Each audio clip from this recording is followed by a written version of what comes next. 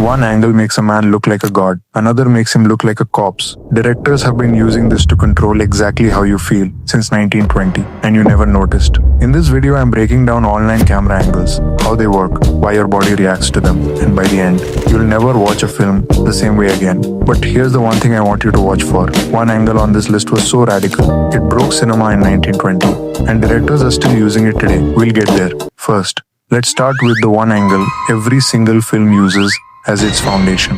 Eye level, this is the angle that made Hannibal Lecter the most terrifying villain in cinema history, with zero special effects. Camera at the character's eye height, simple, invisible. Eye level puts you inside the scene. You feel like you're in the conversation, not watching it. Jonathan Demme used this in Silence of the Lambs, direct eye level close-ups. Hannibal stares straight into the lens, not at Clarice, at you. Eye level collapsed the distance between audience and monster, pure empathy, pure dread. At the same time, eye level means trust, connection, equality. Use it to ground your audience in real emotion. But what happens when you shatter that equality? What if the camera goes high above them? High angle camera above the character, looking straight down. Instantly, they shrink. Hitchcock used it in Psycho. After the killer strikes, the camera pulls high above Marion Crane. She becomes tiny, helpless, already gone. We're not in the scene anymore. We're watching, distant, powerless. That detachment is the horror. High angle doesn't just show weakness, it creates it in the audience. Use it when your character has lost, when the world is bigger than them, when you want us to feel the weight.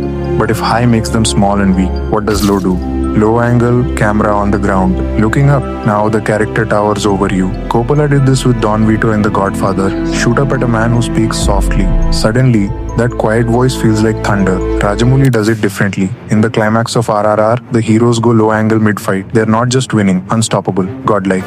Rocky, KGF, Pushpa. Every mass hero entry you've ever lost your mind over. Low angle. It's not showing you the hero. It's making you feel smaller than the hero. That gap between you and them, that's the goosebumps. And if low angle is powerful, what's even lower than the ground? Worm's eye view flat on the ground. Camera pointing straight up. This is the worm's eye, and it turns characters into architecture. In Baahubali's iconic interval, Rajamouli puts the camera at ground level, looking straight up at the statue. The sky is behind it. The palace is behind it. It fills the entire frame. You're not watching a hero. You're looking up at a monument. Kubrick did the same with spaceships in 2001. From the ground, they're not machines. They're cosmic gods. Worm's eye is low angle taken to myth. It says, this being exists on a different level of reality than you. Use it for one shot. The shot that has to feel immortal. But godlike power isn't always vertical. Sometimes it comes from distance. From cold, total control. Bird's eye view, camera directly overhead. God's perspective. In American Psycho's chainsaw scene, the camera goes directly overhead in a stairwell. We see killer and victim from above. Cold, clinical. Like watching insects. The distance removes the horror and replaces it with something worse, detachment. Like it's a puzzle being solved. Wes Anderson uses the same angle, but to make ordinary things feel precious, lovingly arranged, controlled, same technique. Opposite emotion. The angle doesn't create the feeling. It amplifies whatever's already there. Use top-down for scale, isolation. To make your audience feel like a cold observer who can't interfere. But overhead distances you from the scene. What if the camera got uncomfortably close instead? Over the shoulder or OTS, camera behind one character's shoulder, looking at the other person. You're not watching the conversation, you're in it, standing there, feeling the eye contact. In The Godfather's opening, the over-the-shoulder on the man begging Don Vito makes Vito seem enormous, even sitting down. The angle tells you who holds power before a single word is spoken. In No Country for Old Men's gas station scene, this angle traps us with the villain. We can't look away. We feel the danger in the silence. It builds intimacy, tension, and power all at once. The workhorse of great dialogue scenes, cut between both sides, and you show the shift of power in real time. Now, the seventh angle, the one that broke cinema in 1920, silent film. A director tilted his camera sideways, and the audience felt insane watching it. The world looked wrong, off balance, crooked. That film was The Cabinet of Dr. Caligari. That angle was the Dutch tilt, and it permanently changed what directors could do, how they could show the inside of a human mind. If a character was losing sanity, you had to tell the audience, just tilt. The frame itself becomes the broken psychology. Christopher Nolan uses it in Inception's rotating hallway fight. The tilt matches the gravity shift. Your body physically feels it. Used in every thriller, every horror film, every psychological breakdown scene made since 1920. 100 years, still working. Because it bypasses logic and goes straight to sensation. Use a Dutch tilt when something is wrong. Not just for the character, but for reality itself. POV shot, the camera is the character's eyes. You don't watch their fear, you feel it. Because you're seeing exactly what they see. Abel Gance did this in 1927. He strapped a camera to an actor and had another actor punch it. The audience felt the blow. In The Terminator, the point of view is cold, scanning, calculating. For a few seconds, you're not watching the machine. You are the machine. Point of view is the highest empathy tool in filmmaking. It erases the screen between audience and character. Use it in horror for fear, action for power, drama for heartbreak. The last angle, you've seen it 1,000 times in every film you love and you never once thought about it. Hip and knee level.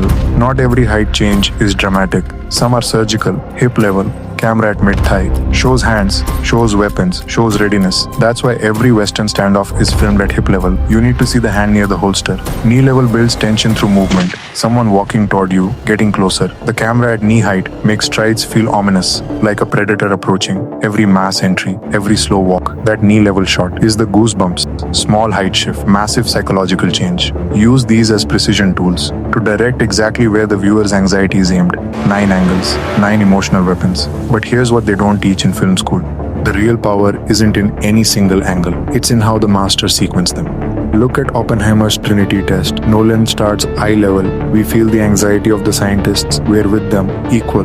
Then low angle as the bomb structure is revealed. It's a god being built. Suddenly the scientists are tiny. They made something bigger than themselves. Rajamouli does it in the fire and water sequence in RRR. Low angle when Bhim charges. Mythic power. High angle in Ram's sacrifice moment. Weight and vulnerability. Pure legend. The camera isn't documenting what's happening. It's telling you how to feel about what's happening. Every frame is a psychological instruction, delivered directly to your nervous system. You just couldn't see it. Until now.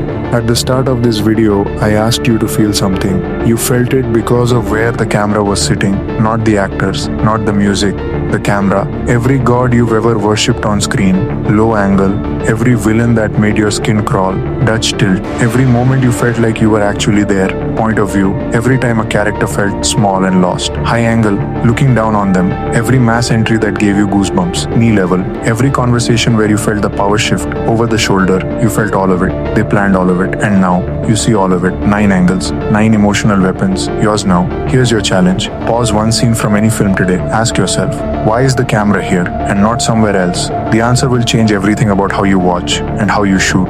If this changed how you see cinema, you know what to do. Next week we go deep on camera movement, the difference between a film that feels alive and one that feels dead. I'll see you in the next frame. Low makes gods, high makes victims, Dutch makes madness, point of view makes us live it.